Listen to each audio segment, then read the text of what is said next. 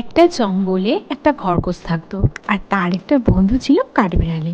খরগোশটার নাম ছিল টুনটুনা, আর কাঠবিড়ালিটার নাম ছিল টুনি। তারা দুজন খুব ভালো বন্ধু ছিল। তারা সবসময় জঙ্গলে একসঙ্গেই থাকতো আর একসঙ্গেই সময় কাটাতো।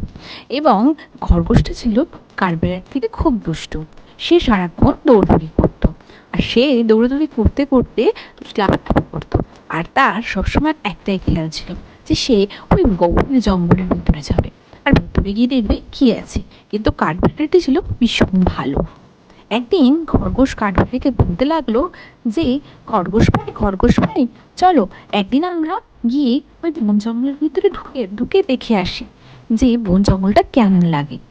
এবং সে আরও বলতে লাগলো, চলোই না গিয়ে একবার দেখে আসি না যে কি কি আছে না আছে, জঙ্গলে অনেক ভালো ভালো খাবার পাওয়া যাবে।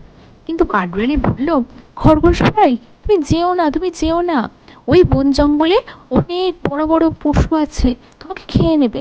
কিন্তু খরগোশটা বদমাস, সে শোনার লোক নয়। সে তো চলেই গেল নাচতে নাচতে, এবং কাঠবিড়ালি পেছন থেকে ডাকতেই লাগলো।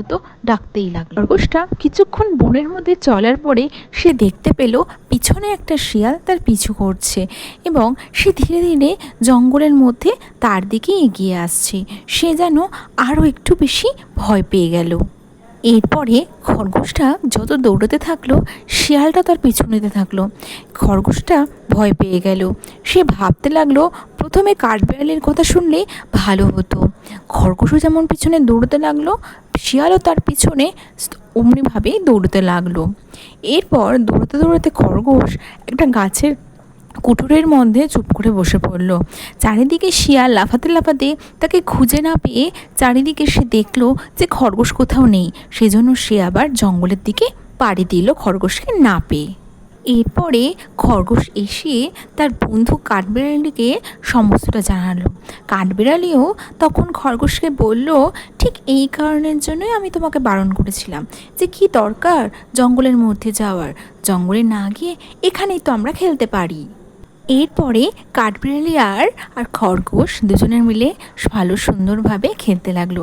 আর খরগোশ আর কখনোই মনে করলো না যে তাকে জঙ্গলে গিয়ে খেলতে হবে বা জঙ্গলে যেতে হবে, কারণ সে একবার শিয়ালের ভয় তো পেয়েছে। তাই জন্য তারা সুখে বসবাস করতে লাগলো।